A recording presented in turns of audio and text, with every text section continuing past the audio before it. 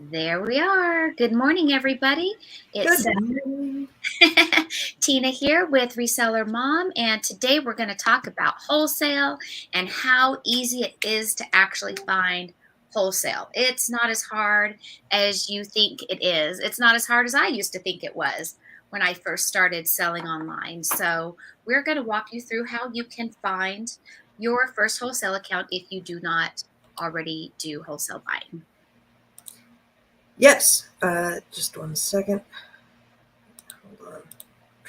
Trying to get my back end electronics all together.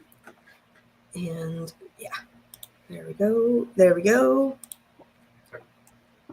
Let's see if I can hit the slideshow part. Perfect. So we've got several ways that you can go through and find wholesalers, and I've got some slides at the end on how we keep track of all of that, because really it can get out of control. You can sit down one day and you're like, you're going down all these rabbit holes and you're finding places, and then you do some applications or maybe some emails, and next thing you know, you've got about 20 different companies that you're in the process, or they all have different maybe processes for getting an account or stages, and some you get approved for, some you don't, and it can be hard to keep And track I'm of. going to say over the years now, I have wholesale accounts that I've forgotten that I even got approved for, that I've never bought from. So Yep. it's ridiculous how many wholesale accounts I actually do have, and I don't even utilize them all. It gets narrowed down to the handful that you find good items from that you continually use. But it is so easy to get wholesale accounts. And I remember my first time going to ASD, where I thought I was going to find, wholesale. It was just going to be so easy, and then I'm walking through there and I didn't get it. Like I just like I don't get it. And I would scan things. I would scan things at the booths, and of course this is finding wholesale at a live show, and I would scan stuff, and if it was on Amazon, what the show price was, I was going to lose money. And I'm like, how are people coming here and buying stuff and just making money? I really did not get it. And I think I went to 2 ASD shows and never bought a thing because I just didn't get it. And then I would go home and try to find wholesale online. And I'm like, how do people find this stuff? It used to make me crazy. And I will tell everybody up front, as before we go into these slides, is that when you do find wholesale, it's not always cheaper. I'm here to tell you now, it is not always cheaper. Sometimes it's as much as it is in the store, but you can at least buy it in bulk. You don't have to go to 25 stores and buy all that you can. But when you get your wholesale accounts and go through there, it's kind of like the needle in the haystack, the diamond in the rough, whatever phrase you want to use. You could have a catalog of 100 items, and of those 100 items, maybe 5 are the ones. They're the ones that you want to get. They're the ones you want to sell, or then even make bundles out of them. So I don't want to give you the illusion that, oh, I'm going to get, all these wholesale accounts and everything they offer is going to make me so much money. I do want to lead with that. So so as you find your wholesale accounts, just know that with each one, there's only going to be a handful of good stuff. I'm here to tell you the truth and not sell you hyped up stories like you're going to find all over YouTube and the internet. I'm here to keep it real. Exactly. That Tina is exactly right. Good morning, Nate. Good morning, Carolyn.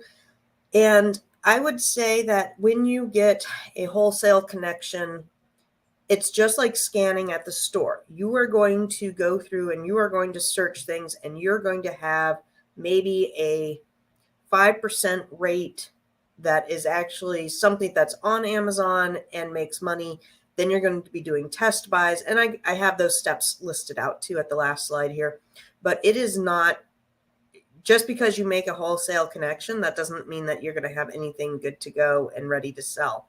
And there's lots of different types of wholesale distributors out there, that some focus on liquidations or clearancing out, others that stuff that didn't sell.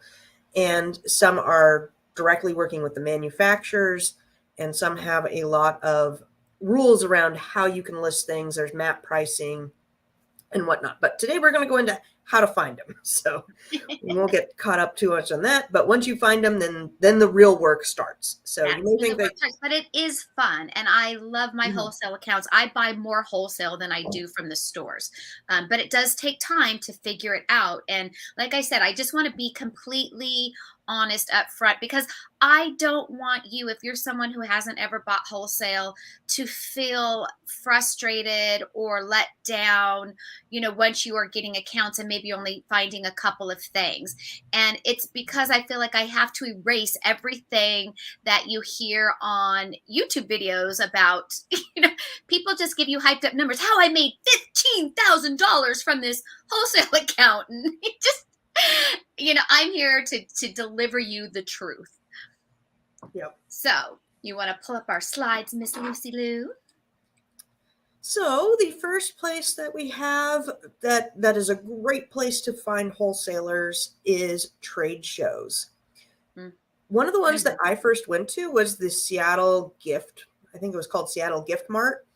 And it wasn't a huge conference, and it was more geared towards, boutiques or places that, had a little ma and pa shop that sold shirts and trinkets and stuff. But it definitely got me out there and got me talking to people and did get me some connections. Yeah, sometimes that's the hard part is learning how to talk to a vendor live or even over the phone. And the beauty about finding wholesale is a lot of it you can just do through email and emailing the company if you're someone who is more shy.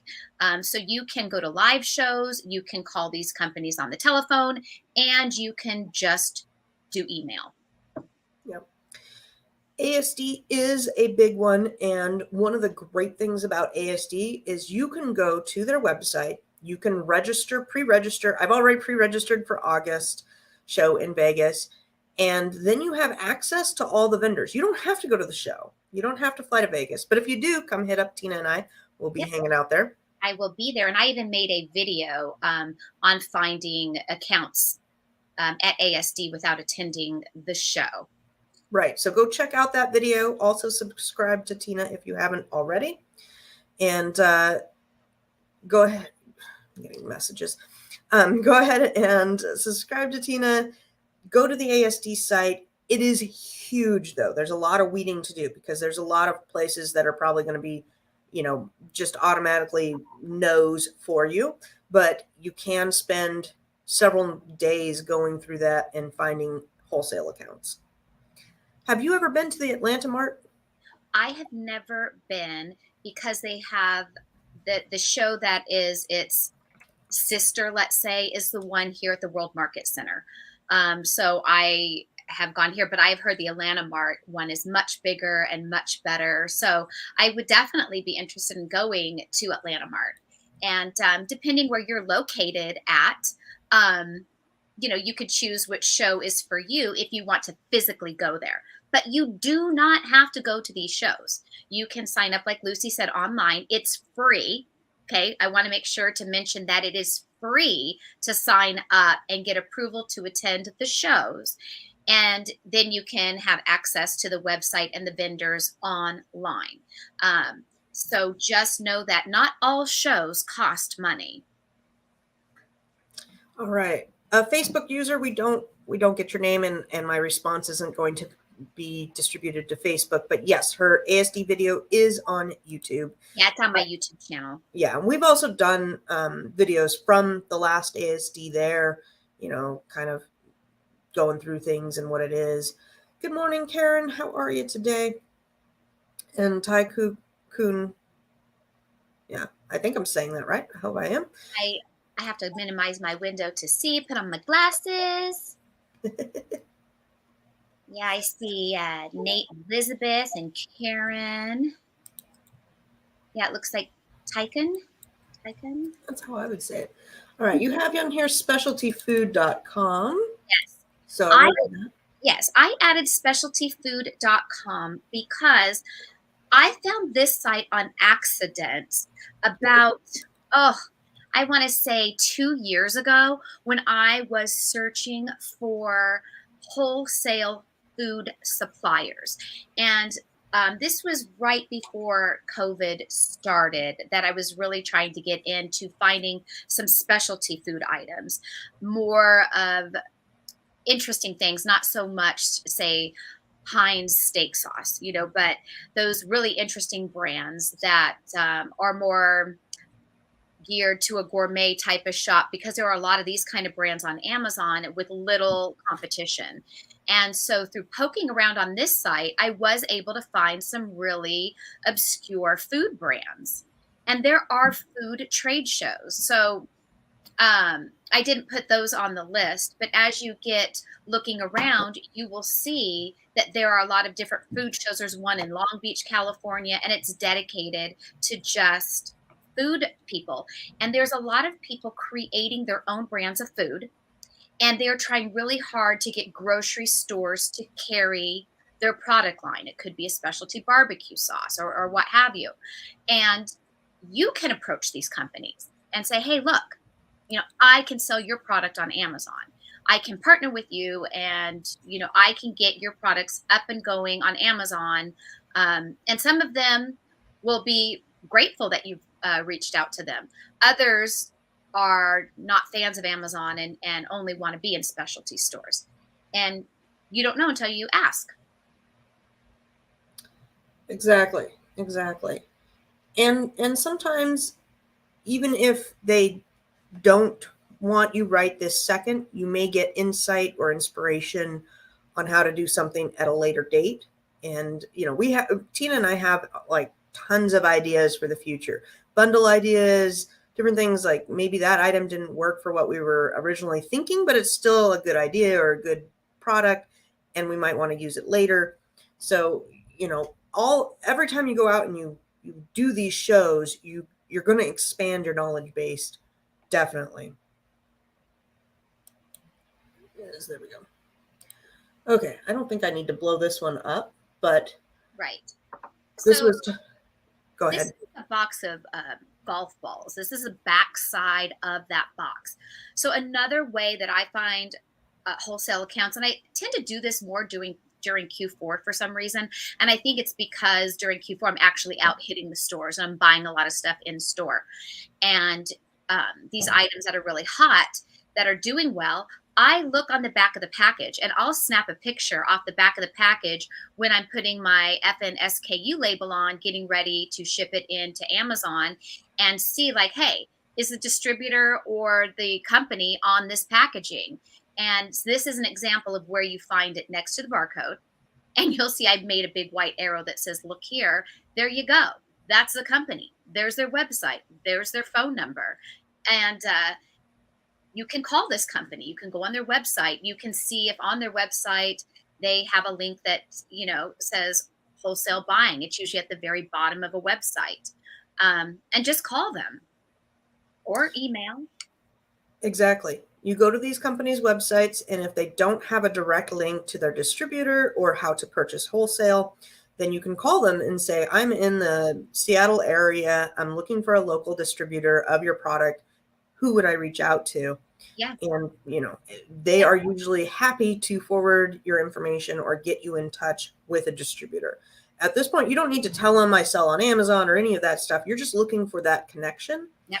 A lot of times it's going to be, or at least how I do it is, if I have an OA item that I've been doing replens with for a while, I want to look and see how to get that item. For instance, a lot of my Target items. Target is great. Target's great to buy from. Don't get me wrong. Retail arbitrage, online arbitrage at Target is fine, but you can't really buy many at Target. It's usually a limit of 4 or a limit of 12, and consistently being on top of ordering and then only packing up 4 at a time is not quite where my company wants to go. I need to, I want to pack up 50 at a time, not 4. And so getting in touch with a distributor, then I can usually get that product, and maybe it is the same price at Target, but I can order it in a higher quantity. I now have a proper invoice. I'm not dealing with Target shenanigans, which most of the time Target sends me stuff that's broken. They don't have packing down. They just throw things in a box, and it's a lot of times I'm just arguing with this arrived broken again. and damaging stuff out. But it's a way to grow, and it's a way to test things out, because you may be able to find it at the store, test it, see if it sells, and then move on to getting it at a higher, you know, quantity. I think this one is, yeah, this one. Yeah. Which was this one, right? So this is a website that I actually used in my earlier years of selling on Amazon. I actually got ungated for health and beauty through a vendor on this website.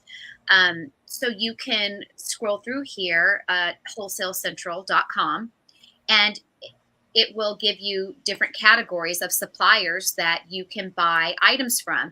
I haven't had the best luck finding the best, like really good wholesalers on here, but it's certainly full of people that can get you ungated. These are companies that will have invoices. And at the top up there, you see how they have deals and steals, and that middle one says trade shows. So there could be a list of trade shows for you right there at the top. You look, there's every category on here. Let's see here. Let's pick one. one. I'm on my phone and texting. Say what?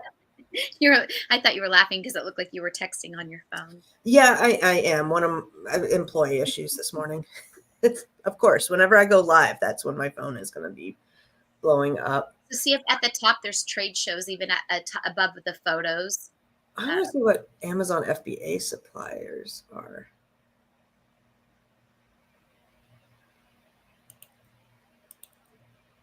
I'm not sure if I'm familiar with these two, so that's why I'm opening them up. Yeah. Have you done this one before? Have you ever bought from OC? Nope. Okay, so then you can enter and shop a mouse. Interesting, and they're here. Oh, it says Las Vegas, California. I was like, oh, they're in Vegas. I didn't even know there was a Las Vegas, California. How about that? There we go. All right. So they got all sorts of things here. And it looks like they are friendly with Amazon sellers. That's the link that I chose. I went with suppliers for Amazon FBA sellers. Let me get down here. Oh. So much to choose from. Okay, so we got lots of things to look through. And once you get to this point, man, there's just so much to scrub through.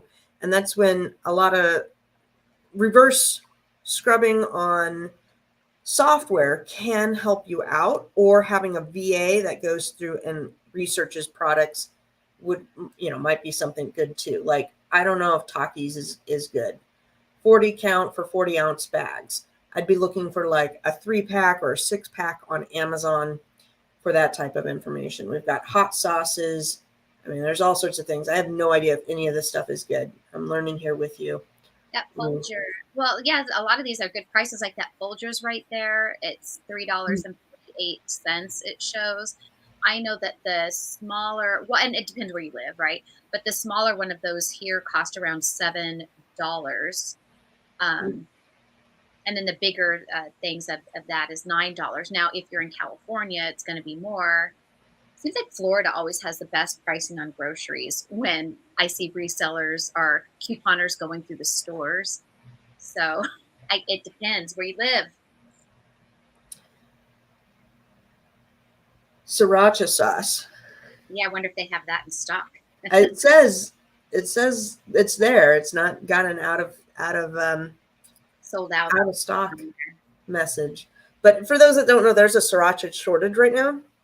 And so we've been playing with the idea of maybe, buying up some sriracha, because all the stores are going to be out of sriracha. None of my stores have had it when I've looked. I have not looked. I have not been to the stores. Every time I go grocery shopping and I go down the hot sauce row, I can't help but think of sriracha and just look. Mm-hmm. All right. So let's go back. So anyway, that site right there is a wealth of opportunities and ungating opportunities too. Oh yeah. I mean, we went just down one rabbit hole. We went to here, We opened up that. We got to that. Oh, and here's Empire. Empire Distribution is a B2B wholesale website. Let's click on products. Oh, we can look at this real quick. This is typical for applying for a wholesale account. I've gotten a couple of questions like that. I have had wholesale accounts legitimately Yeah. ask for a credit card to be on file, Yes. ask for a copy of your license, ask for your reseller permit. Those are all good things. But if you're ever questioning a website, just go ahead and Google that website's name and then the word reviews and make sure that it's a legit website before giving them your information if you are questioning that. That's I usually do that. Yeah, and that is a good point, Lucy, because if you don't already have a reseller certificate, you're going to need one to get these wholesale accounts. Yep. So even as a sole proprietor, if you're not an LLC, you can get your resale certificate in your state. And that's what these companies need in order for you to open up wholesale accounts. You don't have to be an LLC yet if you're not one, if you're someone that hasn't done that yet. And another thing I need to point out is a lot of these companies, most all of these companies have a minimum order quantity. And what that means is your opening order with them is a certain dollar amount that they say. It could be as little as $100 and it can be as high as, $2,000. I will say the majority of the companies that I deal with are 500 and less for an opening order. Carolyn asks a good question. Do you need to have a website for wholesale, for example, Shopify? No. Not. Every once in a while, I run into a company that will want a website, and I put in my Amazon store website. I do have a Shopify store. If you are opening up over on Walmart, I would say having a Shopify or some sort of storefront, I believe, helped me get my Walmart account. But we're not talking about Walmart today. But just to make orders, a lot of times, no. You also don't want to lie to them. If you sell on Amazon and you plan on selling their products on Amazon, you need to tell them you're going to sell their stuff on Amazon. That's right. Because if they don't allow it and you didn't tell them and you did it, you now could be sitting there with an IP complaint or some sort of problem because they don't allow other sellers to sell these items on Amazon. So then you've bought it for what? So yeah, always tell the truth. And sometimes there are companies that say, well, we don't allow Amazon sellers. And I have gotten accounts with them anyway, because I tell them that I don't intend to compete on the existing listings on Amazon, but that I intend to create bundle items out of their products by pairing them, with items from other vendors and making bundles. And sometimes they'll say, oh, well, maybe I can get you approved with that. Can you send me an example? And I'll send them a link to a listing in ASIN that is mine, that I've created, that is a bundle, so they can see my work. And I will say, well, this is a different bundle that I've done using, this brand with this wholesale account that I have. And I would do something of a similar nature if given approval to sell your product. And, I will be respectful to your brand. If you want approval ahead of time, just whatever I need to say to get the account. Now, I only do this if this is an account that I really, really want. Otherwise, there's so many accounts out there. If they don't want me to sell on Amazon, I don't need you. There's plenty out there. Plenty of fish in the sea. The other thing that I would say that has helped me when I'm at shows is, they might say, oh, well, we already have somebody selling on Amazon. And my response is, okay, well, do you have a wait list for when you approve more sellers for Amazon? And they'll usually say, yes, we have a wait list. I know Burt's Bees was like that. They said, okay, we already have enough sellers on Amazon. Do you, they have a list for people that want to sell their products on Amazon. And so they will open it up possibly at a later date. Now it's pretty much just a Hail Mary at that point with that, but it's better than nothing to be on their radar. Sometimes you'll get on their mailing lists and things like that. So when things do happen, you will have kind of a front row opportunity there. When COVID hit, A lot of companies that were like, no, we don't need online sellers. We're like, yes, please sell our products online because all the stores are shut down. Yeah, So they were vendors that normally didn't allow before. And so the companies that I deal with, they would send me emails like, hey, I knew you used to be interested in this line that we carry. They're now eager to have an Amazon seller. So yeah, that did change. And you can't even totally be mad at companies that say, we kind of have our cap of how many Amazon sellers we're not accepting anymore. Because if you were one of those sellers, you would be grateful that they capped it off. So that way you're not competing with 100 other sellers that are making the item race to the bottom. Let's say they capped it off at 20 of us that are reselling that brand. Well, then it keeps you having a sweet little account with them. Mm-hmm. So I just want to go through this account real quick and just say, the things that are often going to ask for is obviously your name, sometimes your company name. You also want to put in, if you do a DBA, doing business as, the address that they'll be shipping to and what you're under, employee ID, which you get with the federal government. You're going to need an employee ID. And as Tina talked about, the resale certificate. Sometimes it's called seller's permit, resale certificate. How long you've been in business. Sometimes they won't deal with you unless if you've been in business for a couple of years. Where do you sell? This is where you would say, I sell e-commerce, and then list the sites. I sell on Amazon, Walmart, Etsy, whatever you want to put here. And I usually would tailor this answer to what am I sourcing their stuff for? Is it going to be for all of those platforms? If it's just for Amazon, I'm just going to put Amazon there. How did you hear about this? You could say, through that website that we clicked. You're going to upload your documents here, and you're going to request the account. And then if you're approved, you'll get an email. Yep. I just wanted to see what they got. Ooh, boy, oh boy. So they got soap, all sorts of stuff. This is pretty eclectic. And they have the ASINs on there for Amazon. So that's quite interesting. That is, for me, a red flag. I don't like sometimes, doing that, because now I know that everybody else that's sourcing this, they're just running software to match up. And so I would only be looking at these for bundle opportunities, because I know it's going to be flooded with anybody that can make 20%, 10 to 20% off of it. And they're going to be ordering very high quantities and be having it somewhat automated with software. But that's my opinion. You can do whatever you want. Well, when I've ran across sites like these that already have the ASIN, usually the profit on these is very, very small. But these can be good sites for getting ungated.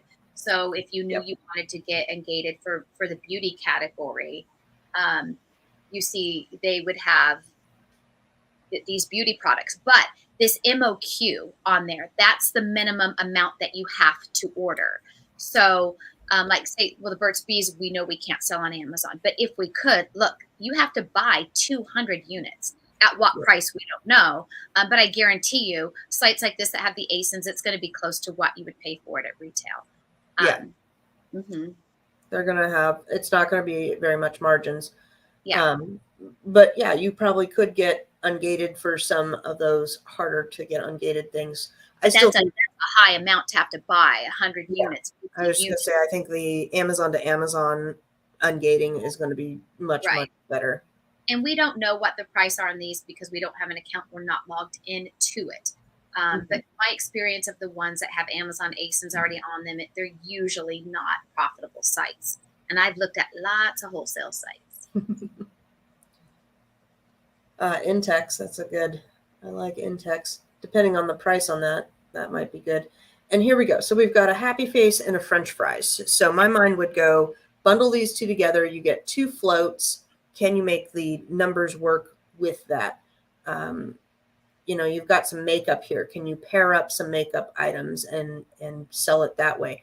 And I would look at, let's say this float goes for $15 on Amazon by itself, and this one goes for $15 by itself. I'd want to put those two together and maybe sell it for $25.99 as a bundle together. So if you were to buy them individually, it would cost you more. My bundle is going to save you a couple of dollars, and you get a fun 2-pack of floats. But, I don't know if these guys sell much or I just think fries and happy face kind of go together. Fun for the pool. Here we go. We've got some freezer bags. I would sell this maybe as a 6-pack, put 2 of these 3s together. You got to think outside the box and really try to make some of these work without having the competition. Single Sea Breeze here probably has lots and lots of sellers, and there's probably a 2-pack, a 3-pack, a 6-pack, and you're going to want to find whatever the best value is on there. All right. Did you want to talk about this one? Yeah. So sometimes I'm looking for a specific brand. I'm not looking for just random wholesale. I want to know, where can I find, in this example, Morehouse mustard wholesale. So I will Google search and do Morehouse mustard wholesale, Morehouse mustard distributor. I will use those words in my search. And I did this yesterday just for fun. And it took me seconds to find that website that you were just on. This company, Concord, sold that mustard. And so I went scrolling through their site, and I saw that they carried a lot of other brands as well. And this would be a company that you could get an account with. Yep, they sell closeouts. Closeouts are always a better price. It's essentially equivalent to what's on sale. And sometimes closeouts can be really great because oftentimes they're discontinued. So, as you know, sometimes a discontinued item now goes for a really good price because you can't get it anymore. Now, there's that secret deodorant spray, Paris Rose. Now, maybe that's a scent that is no longer going to be made by that manufacturer. So you'll then see those skyrocket in price because you can't get it anymore. So sometimes closeouts are great for that regard, and then they're also great because the pricing is very low. Yep. I'm just looking at this. Look, you can get hammers.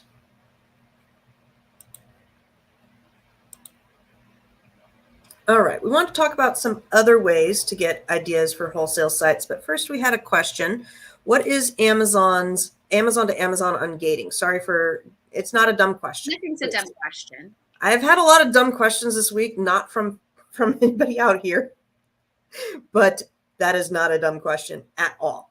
So Lisa, to do an Amazon to Amazon ungate is you basically go and look for Amazon selling it, and you open up an Amazon business account and you make a purchase on your Amazon selling account from Amazon, and then used Amazon's invoice to get ungated because they want reputable distributors and or suppliers, right? And so they can't really reject their own invoice.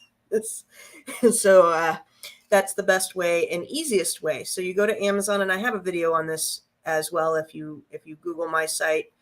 But you go to Amazon, you type in whatever you want. Let's just say it's Burt's Bees, and then you sort it. I usually sort it with lowest price, and then select the Prime option so that you can get, usually the Amazon, the ones that Amazon is on, and then find the cheapest one that will work for your ungating. So it takes a little while to go back and forth, but you can usually find them on Amazon.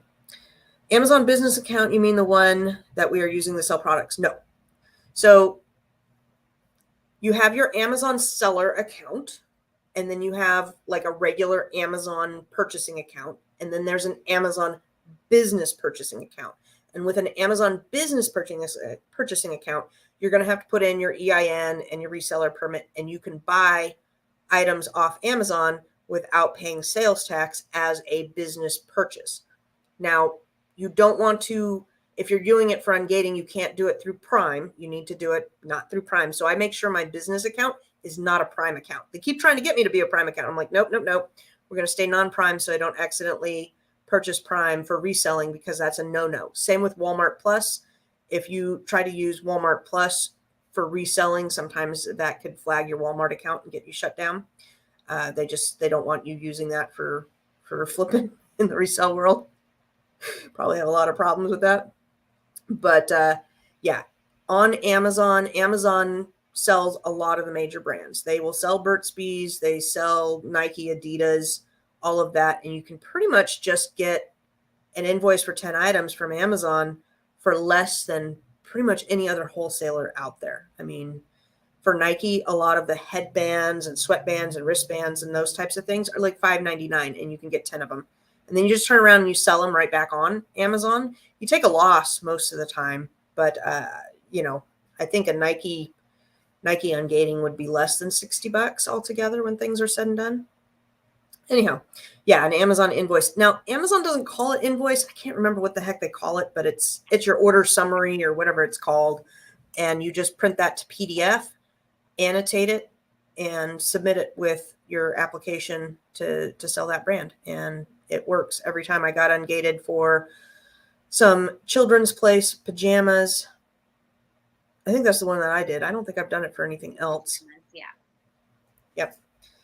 This is the first I've heard. Walmart Plus cannot be used as a reseller, so I cannot pick up or delivery. I believe it's for if you are going to sell it on Walmart. Look it up, Sheila, because I've just seen some people getting their Walmart accounts banned, and that's because they were using the Walmart Plus accounts to basically then buy stuff and resell on Walmart. So I use my Walmart Plus account, and I have my tax-free attached to it. And right. I order using Walmart Plus and have it shipped to my house, and have for the last 2 years. But to sell on Amazon, not to sell on Walmart. Right. I'm not selling them on Walmart. So, right. And so it's the Walmart to Walmart, just like Amazon Prime to Amazon Prime. They don't want you to do that. But I mean, we'll see if I can Google it here. Yeah. And when you're joining Facebook groups, or for small businesses, I know you have that on there as well. I have reached out to brands that I want accounts with through Facebook. And I've messaged them, like, let's say it's, Nestle, or, I've messaged big brands because they always answer you back through Messenger. Okay, here we go. I found it pretty quick. Walmart Plus members are not permitted to purchase products for the purchase of resale, rental, or delivery to their customers or potential customers using Walmart Plus. There you go. That is the rule. And it's similar to Amazon as well. So if I'm selling on Walmart and I buy from Walmart, 20 doodads, but then I turn around and I'm selling them on my Walmart Plus account, that's what's going to get you banned. And they do it, and it's all bot operated, etc. So, it's not like somebody's sitting there looking at it.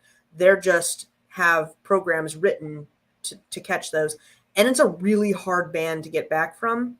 And I just see people complaining about it. Oh, I got banned. What do I do? Well, you screwed yourself because you didn't follow terms of service. You need to look at all the terms of service for any platform that you're doing.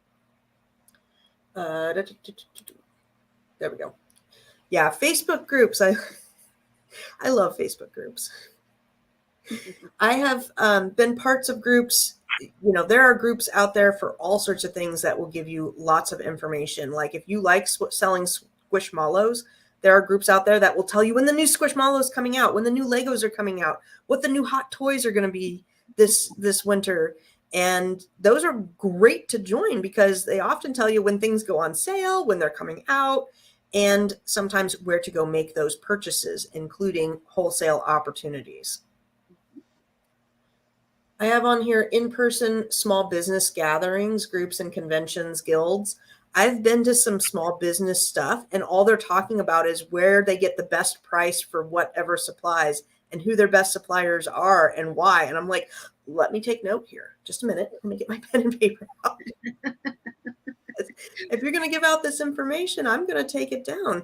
And it might be, let's say you're talking with other people that own restaurants. You may think, oh, well, that's not really applicable to me. Well, where are they buying all their stuff? Where do they buy all their restaurant supply stuff? What kind of prices are they getting it for? What kind of things do they group up and buy together? If they're buying barbecue sauce, what is their favorite barbecue sauce flavors? You can get a wealth of information just by networking with other small businesses and gathering intel. And most every city has small business groups, whether it be through the Nextdoor app, or just a simple online search. There's lots of different little business groups that do monthly meetups, and a lot of times they only allow one person from an industry. They can only have one restaurant person, one clothing person, because the intent of these groups are to help promote and grow each other's business. And it's got to be a business that you're not in direct competition with. So sometimes in these groups, you maybe are the only online seller, and now maybe you just got yourself this person that's trying to sell that product, this person that's trying to sell that product, and you're like, hey, I can help you. Yeah. And that's just it's a great way to kind of be introduced to other types of vendors. So I moved into my new place, right? And I saw a truck because my window's right here. You'll see me look out. And I saw a truck drive by, and it was like for office supplies and snacks for office people making deliveries. So I went out, I took a picture of the truck, went to the website, got a hold of the rep in my area, and he sent me the purchase sheet. And there's lots of things on there that I can sell, and they just are going to deliver it right to my office. Now, I haven't gone through and scrubbed as much as I'd like, but you just never know where you're going to find those types of Yeah, and that information. poses a great question. I don't care where you live. We all see the box trucks driving down the road that are delivering to the grocery stores with the name on the side of it, Yep. U.S. Foods, whatever. And you could absolutely do that and look up that company online, the one that's, delivering their goods to these stores. You can talk to the guy when you're at 7-Eleven that is the merchandise rep that is there loading the shelves at the 7-Eleven, that's dropping off the food. Like, hey, who do you work for? Work for. Because these are often the local distributors. So it's not the direct company that they're buying from, but they're the distribution center. A lot of times, let's say a big name brand company like Kraft, you can't buy from them directly wholesale, but you can buy from a distributor. Well, these local distributors are the ones that are servicing your grocery stores and your 7-Elevens. Yep. I've definitely been at the grocery store and said, oh, can I get a business card? What's your website? Who are you with? Mm-hmm. And that is a fine way to do things as well. And you often get exactly who you need to talk to right then and there. We have on here last on this slide is the distributor on the package. I've done that too, is just take the pictures of the item at the store and then gone and looked it up later in the day. And then the last slide we have for you here, I have these are kind of three separate things. So this part up here is a copy and paste, and then this is a different part, and then this is a different part. But I wanted to give you guys some examples on how Tina and I keep all this stuff straight, because it can be overwhelming and difficult. So on our wholesale conglomerate sheet that we work out of consistently here, we have one that is just a master list of suppliers. And this is about what it looks like. It has an applied button, and I have a column and Tina has a column, so we can keep track of who's applied for what. And I have notes like I emailed them on X date, or yes, I have applied and now I've been approved. Yes means we're good to go to order there. We have their names, we have their websites, sometimes the category, because if maybe you find something that sells good and you just need to find who are your grocery suppliers and then go see if they sell them. So that can be very helpful. And then all sorts of notes. We have notes upon notes upon notes. Things like, I was approved, but I need to go and upload my resale cert and do a test order, or the minimum order quantity is 500. We have some on there that are like the MOQ is $2,000 and we just haven't found $2,000 worth of stuff yet to purchase from them. So any of those notes that may help you out in the future are good to put on there. So we have this running list, and this is our process of building. We first go, find your wholesaler, which you guys now have some. We've shown you a few. I've added the links into the chat there. You add it to the list, and then you do the applications. Once you get, keep track of those notes, follow up if needed. Once you are approved, then go in there and start poking around, see what's for sale, see if anything is going to make you any money. Can you bundle things, or can you make 3-packs out of them, whatever.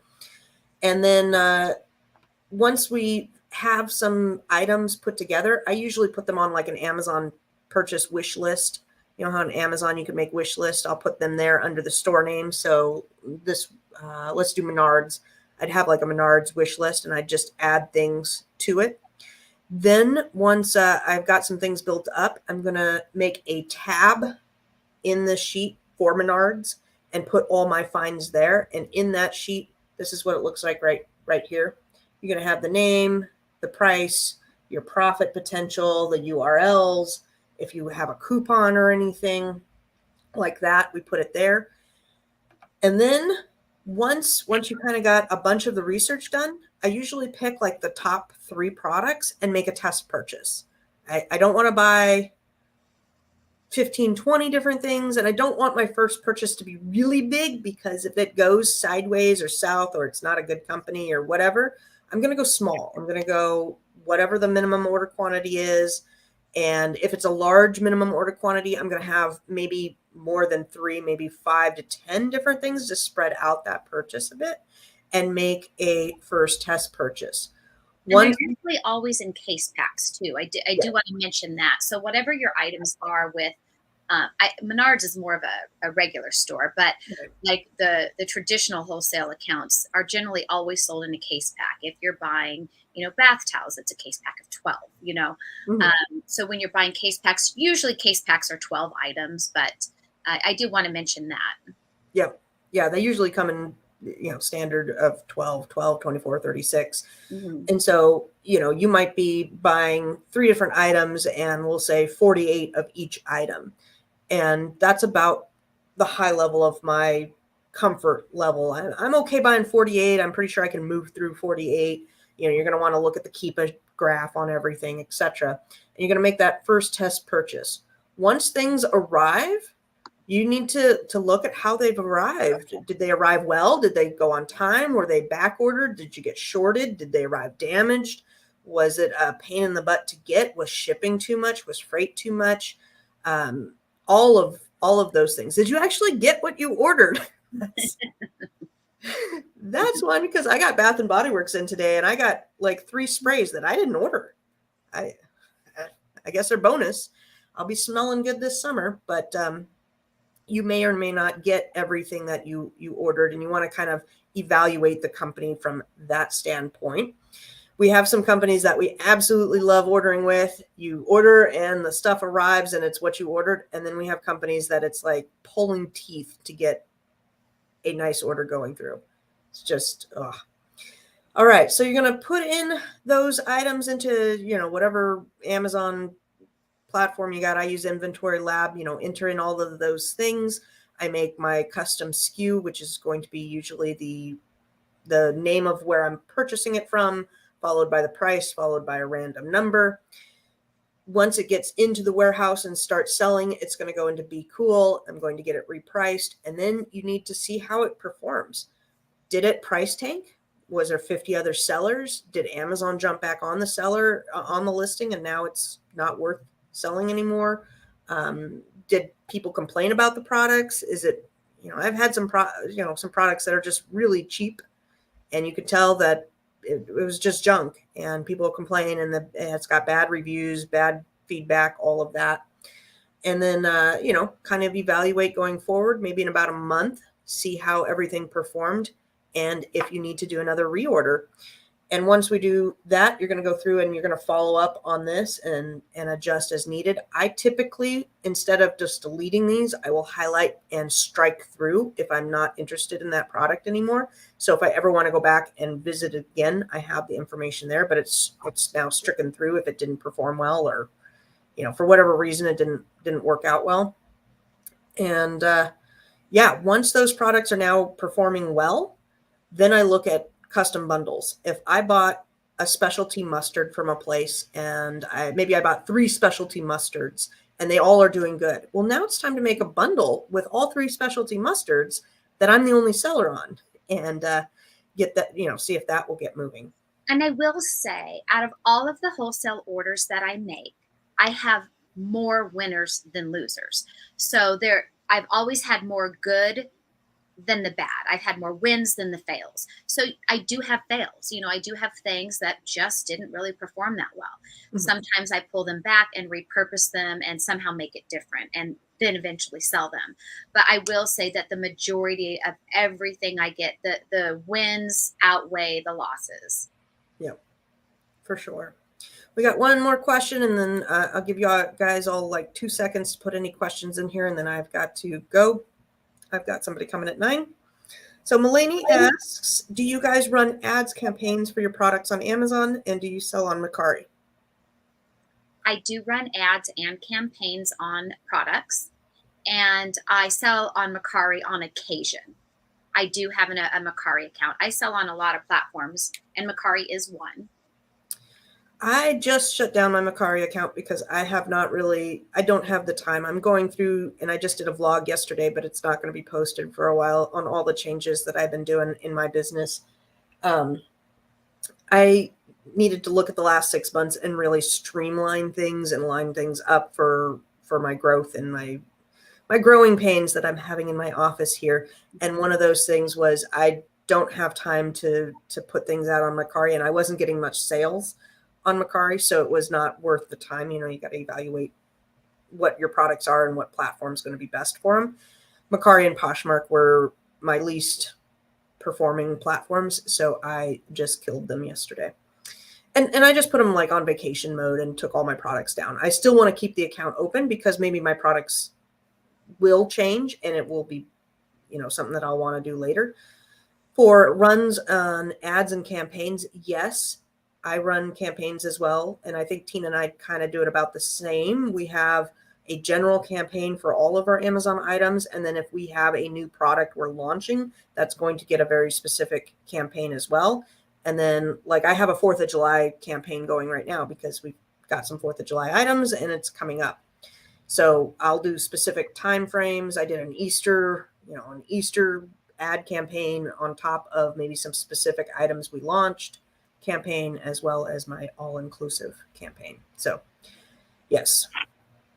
Let's see here. Okay. Last question probably. Do you link your accounts together, i.e. Walmart with Amazon FBA? You can't link them together. You can sell the same items on each one. So let's say you buy a whole bunch of mugs, you can send half to Amazon and half to Walmart, but there's no way to really link them together unless, I guess, if you had if you had your own website and then you said, here's where my products are sold, but I don't even know how to get into that. I don't know how you would link them together at all. Do you understand the question or what she's trying to ask? She's asking, I don't have a Walmart account to sell on Walmart, but the way that I understand that is almost as if it were, one platform that you cross listed is the way that I read that. If we're talking about, so we'll talk 2 seconds about drop shipping and then I got to run, but you cannot put things up for sale on Walmart and drop ship it really well from your Amazon account and vice versa. If your Walmart customer gets things in an Amazon box, that's a no-no, and vice versa. So you need to there's a lot of rules with drop shipping, and if you do it any sort of slightly wrong, you're going to get your accounts banned, and that's very hard to come back from. She's saying that there's companies like Joe Lister that can link them, and see, that's what I thought she meant is cross-listing. Okay. So linking your accounts and cross-listing are separate things. So yes, you can cross-list your items. Yes, absolutely. You cannot send all your inventory to Amazon FBA and then drop ship very well from Amazon to other platforms. There is some ways to do it, like you can have the boxes be unmarked and whatnot, and there are companies that will drop ship straight from the manufacturer to different places. But that's a nest of worms that I'm just going to say, do your due diligence and read all of the rules because what you think drop shipping is and what Walmart thinks drop shipping is and what Amazon thinks drop shipping is are likely three different answers there. Yeah, we'll probably do Westgate again, Nate. That just seems to be the easiest way to go, unless if you've got a different bar in mind at ASD. At ASD, we typically walk over to Westgate, and there's some bars over there that are just easy to put some tables together, and it's the closest place that sells alcohol, to my knowledge, that I would walk into. There's some places, there's some back alleys, but I don't think I'd want to go in the back alleys. I think I want to have like electric scooter, like those Razor scooters or some kind of electric skateboard, something, because man, all that walking hurts my feet. I don't know. You gotta investigate what's allowed there. Maybe we can get a little thing we can scooter around in, because I'd be down for that. Put on old lady wigs and get a wheelchair. Oh my god. And a cane. Oh, we're still gonna get kicked out of ASD. We'd be racing our little wheelie chairs and our wigs in the back. Oh my god. Oh, all right. Well, thank you everybody for joining us today. If this video, find a wholesale account.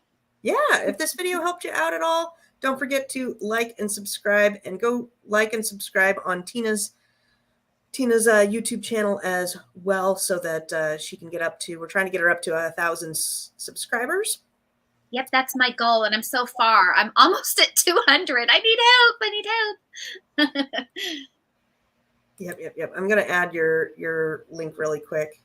Maybe. Yeah, guys. So in our those of you that are in our Facebook group, if you've never had a wholesale account and you end up getting your first one, let us know. Just because I'm excited. I'm excited to know if you guys take the things that we share with you and show you, put them into use, and have success with it. I love to know that. So please share with us. Yeah. You don't have to say which website or which ones you. Yes, you do. You can message me. No. Oh.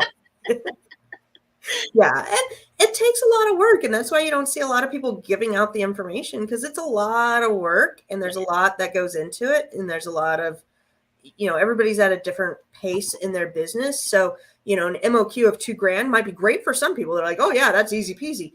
And that might be way too much if you're starting off, and you might need a company that's an MOQ of 200, or, different products selling different things. Everybody's got a different take on this business. So you kind of got to do the groundwork, do the legwork yourself. It will be well worth it. I put Tina's channel down in the chat over there. So go subscribe to her channel if you haven't already, and take care. That's all I got. Have a great day. Same here. Bye, guys. Bye.